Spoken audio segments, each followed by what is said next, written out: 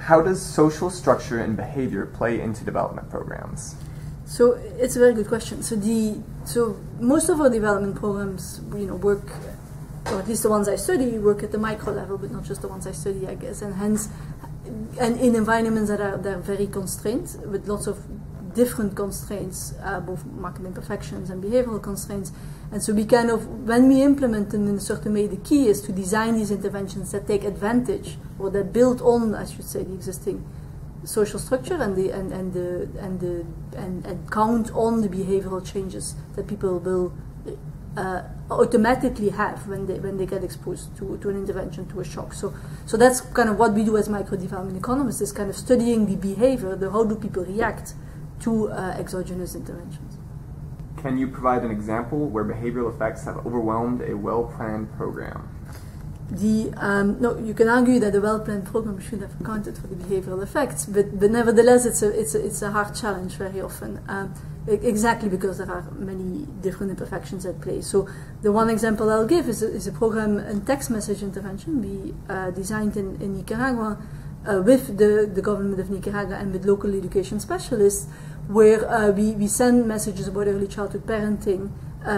very simple messages to poor rural villages. We send them to the parents of young kids, but we also send them, in some villages, randomly selected, to leaders, opinion leaders, such as health promoters, nurses, etc. In this case, the behavioral response of the leader was to feel threatened by these messages that went counter what they had been telling people for a long time, and so they sabotaged the messages, they contradicted the messages, and we actually got a negative effect as a result of it. Considering everything you've spoken of, are there best practices you can recommend for development specialists? So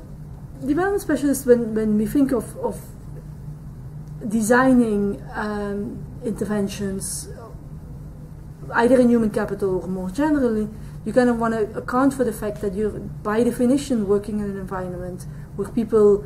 an environment with lots of constraints, where people are in a certain equilibrium that accounts for the different constraints that they face on a daily basis. And what an intervention does is it kind of it shifts, or that tries to shift that equilibrium, but in doing so may address some constraints and not others. Now we know from the theory of the second best that addressing one constraint and while the other ones stay in place make things worse. So what that means is that as a development specialist we need to